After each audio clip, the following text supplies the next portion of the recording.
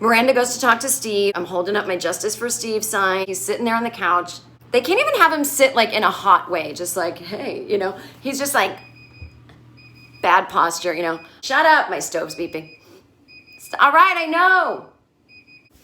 God, a girl just tries to heat up some potatoes. Everything goes crazy. And she's like, do you have your hearing aids in?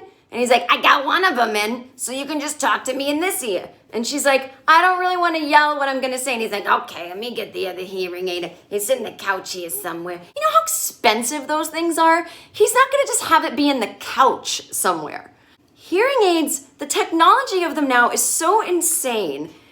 It's not a thing you think about every fucking second. Like, people with hearing aids is not their fucking identity. You put it on, you hear better, you go about your life. That's the point of them. Are people who are hard of hearing offended by this? Because I'm offended on behalf of you. And again, we don't need to make Steve look like a bumbling fool with hearing problems to make us root for Miranda. A lot of women go through this. There's a moment in a marriage where you're going, so you're cool to just stay on the couch? And the guy's like, yeah. And you're like, oh, I can't. I don't know what I gotta do, but I gotta do. Steve isn't old, but he's ready to chill. I don't blame the guy. You know, you have ice cream, it's nice. He basically said the last few years have been the only fucking peace I've had because this whole relationship has been so up and down. And then he said something very powerful.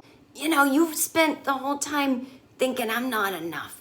And then you decide I'm kind of enough and you stay. And I've been sitting here the whole time just fighting for us. Fucking right he has. And then he's like, but I'm too old to fight. So if you want to go, he wasn't saying like, I'm an old man. It was just like, yeah, 55 is too old in this context of the relationship to keep fighting. Justice for Steve.